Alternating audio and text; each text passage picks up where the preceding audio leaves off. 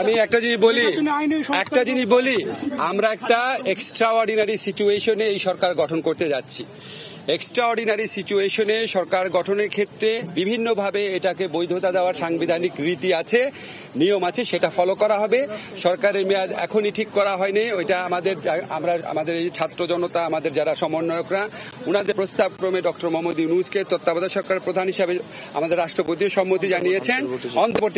অন্তর্বর্তীকালীন সরকার হিসাবে উনি আসার পর এই ব্যাপারে একটা ঘোষণা আসবে। আমি আপনাদেরকে অনেক কথা বলি অনেক ব্যাপারে, আজকে আমি শুধু দুইটা কথা বলার জন্য আসছি।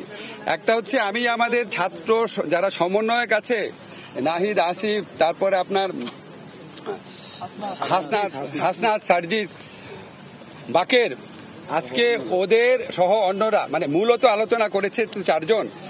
তো ওদের যে আলোচনার স্কিল দেখেছি, ওদের যে আলোচনার আউটকাম দেখেছি, এটা একটা মুগ্ধ করার মতো। মানে আমি নিজে বিশ্বাস করতে পারি না আমরা এত ম্যাচিউরলি সবকিছু এত ডিল করতে পারি।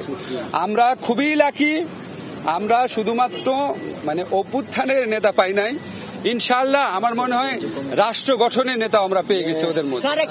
আরেকটা কথা এটা আমাদেরকে বলতেই হবে।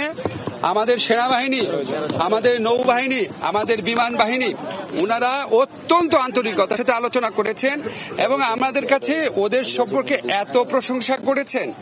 এবং ওনারা এই যে ছাত্ররা যে বিভিন্ন জায়গাতে ট্রাফিকের দায়িত্ব পালন করছে, মন্দির পাহারা দিচ্ছে, এটা ওরা অনেক প্রশংসা করেছেন। এবং ওনারা আমাদের এই সমন্বয়কদের দেখে এখনকার তরুণদের প্রতি ওনাদের প্রত্যাশা, শ্রদ্ধাবোধ আমার মনে হচ্ছে অনেক বেড়ে গেছে। ওনারা অনেক সহযোগিতা করেছেন, অনেক কষ্ট করেছেন। আপনারা জানেন আমরা কত ঘন্টা যাবত আলোচনা করছি। আমরা মনে করি যে আমার ব্যক্তিগত অভিমত, নিশ্চয়ই নাহিদও স্বীকার করবে, যে আমরা এই যে সেনাবাহিনী আছে, বিমান বাহিনী আছে, নৌবাহিনী আছে, ওনাদের প্রতিনিধিরাও আমাদের পক্ষ থেকে ধন্যবাদ জানাই এবং আমরা